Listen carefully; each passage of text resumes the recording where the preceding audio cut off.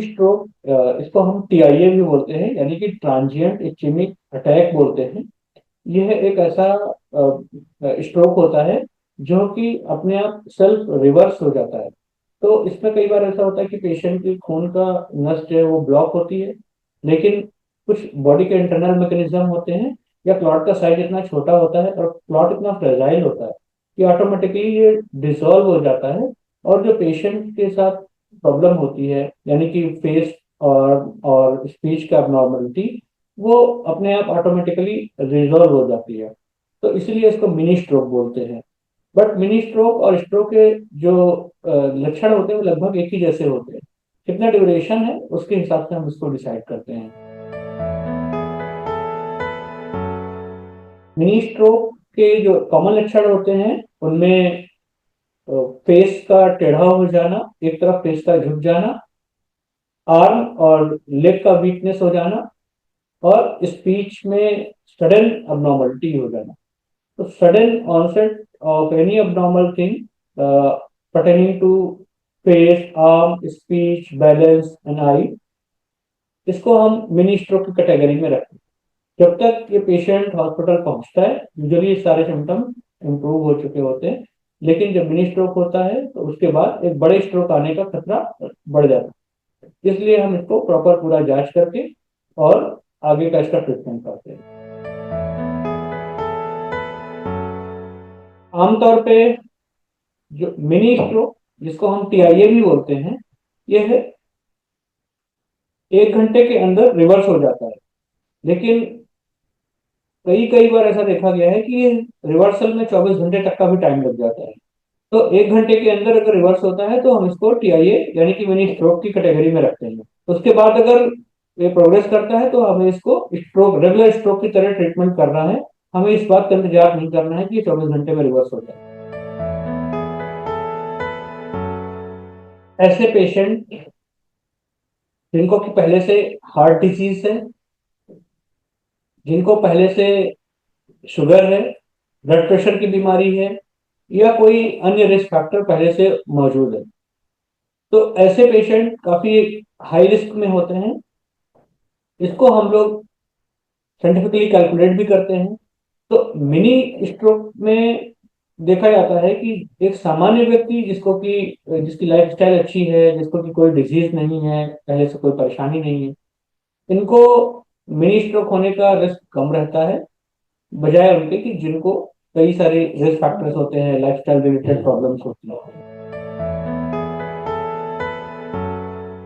Long term damage तो नहीं होता है मिनी स्ट्रोक में, लेकिन अगर मिनी स्ट्रोक के रिस्क फैक्टर्स को आइडेंटिफाई करके हम रिवर्स नहीं करते हैं तो प्रॉपर स्ट्रोक हो जाता है या बड़ा स्ट्रोक हो जाता है, जिसकी वजह से पेशेंट हमेशा के लिए डिसेबल्ड हो सकता है। मिनी स्ट्रोक और स्ट्रोक जब स्टार्ट हो रहा होता है, जब ऑनसेट हो रहा होता है, उस समय दोनों में कोई डिफरेंस नहीं होता है। इनमें डिफरेंशिएट तो हम तब करते हैं जबकि स्ट्रोक के लक्षण हुए और 1 घंटे के अंदर रिवर्स हो गए। तो जैसे ही किसी को लग रहा है, जैसे कि मैंने बताया कि facial drop, arm weakness, leg weakness, या स्पीच का abnormality होता है, तो हम सस्पेक्ट करते हैं कि इसको स्ट्रोक पड़ रहा होगा। मिनी है, रेगुलर है, प्रॉपर है, वो बाद में डिसाइड करते हैं। तो इस कंडीशन पे हमें बिना टाइम को गवाए हॉस्पिटल की तरफ मूव करना चाहिए, और हमें ऐसे हॉस्पिटल में जाना है जो कि स्ट्रोक रेडी हो, क्योंकि मिनी स्ट्रोक भी एक टाइप का स्ट्रोक होता है। अगर वो हॉस्पिटल पहुंचते पहुंचते या हॉस्पिटल पहुंचने के बाद भी अगर कुछ समय के अंतराल में रिवर्स हो जाता है विदाउट एनी मेडिकेशन, तो हम उसको लेबल करते हैं कि it was a mini stroke, वो अपने आप रिवर्स हो गया। लेकिन ऐसा सिर्फ 5% लोगों में होता है। तो मिनी स्ट्रोक में भी हमें वही करना है कि उसको आइडेंटिफाई करना है और अपने nearest possible stroke ready hospital में पहुंचना है। ब्लड प्रेशर एक तरीके का साइलेंट किलर है, जो कि हमारे धमनियों को हार्ड कर देता है और हमारे खून की नसों को ब्लॉक करने में जो मैकेनिज्म होती है उसको बढ़ावा देता है। तो इस तरह से खून की नस को ब्लॉक करने में ये इसका काफी रोल रहता है।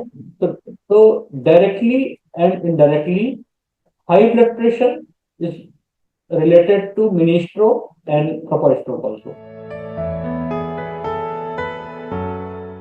मिनी स्ट्रोक की डायग्नोसिस के लिए हमें किसी टेस्ट की जरूरत नहीं होती है।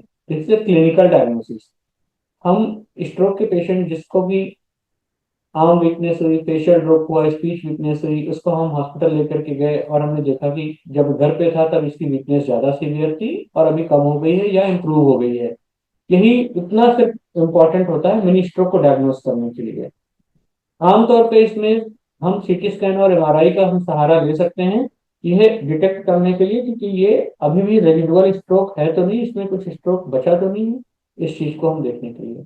अन्यथा इसकी जो डायग्नोसिस होती है वो पूर्णतः क्लिनिकल होती है। मिनी स्ट्रोक का ट्रीटमेंट अगर हम बात करें, यदि किसी को मिनी स्ट्रोक पड़ा है और एक पेशेंट को स्ट्रोक हुआ है, तो हम मिनी स्ट्रोक को हम ज्यादा तेजी से एग्रेसिवली हम ट्रीट करते हैं, क्योंकि मिनी स्ट्रोक को हम अलार्म भी कह सकते हैं कि आगे आने वाले बड़े स्ट्रोक का ये अलार्म हो सकता है। तो ऐसी कंडीशन पे हम एक पेशेंट को मिनी स्ट्रोक क्यों हुआ, इसकी वजह क्या थी, वो वजह मॉडिफाइबल है या नॉन मॉडिफाइबल है, ये सब पता लगाने की बहुत एग्रेसिवली जरूरत होती है। इसके लिए हम लोग एक स्कोरिंग भी करते हैं जिसको ABCD2 स्कोर बोलते हैं। उसके माध्यम से पता चल जाता है कि इसको अगले 2 हफ्ते में स्ट्रोक होने का संभावना कितना अधिक है। तो अगर किसी को मिनी स्ट्रोक पड़ा है यानी कि TIA हुआ है, तो वह आगे चल करके वो बड़े स्ट्रोक में तब्दील हो सकता है या दोबारा अटैक आ सकता है। इस चीज को एडवांटेज लेते हुए हम मिनी स्ट्रोक को एग्रेसिवली ट्रीट करते हैं, ताकि वो जो अलार्म है और जो होने वाली संभावना है स्ट्रोक की, उसको हम मिनिमाइज कर सकें या हम उसे खत्म कर सकें। मिनी स्ट्रोक की संभावना को हम लोग लाइफस्टाइल के बदलने के माध्यम से, डेली फिजिकल एक्टिविटी के माध्यम से, खान पान में परिवर्तन करके, ब्लड प्रेशर का नियंत्रण करके, शुगर को अच्छा कंट्रोल करके, और यदि हार्ट डिसीज है या कोई अदर प्रॉब्लम है तो उसको हम करेक्ट करके हम बिल्कुल इसको हम संभावना को हम रिड्यूस कर सकते हैं और कई बार हम उसको डिले भी कर सकते हैं।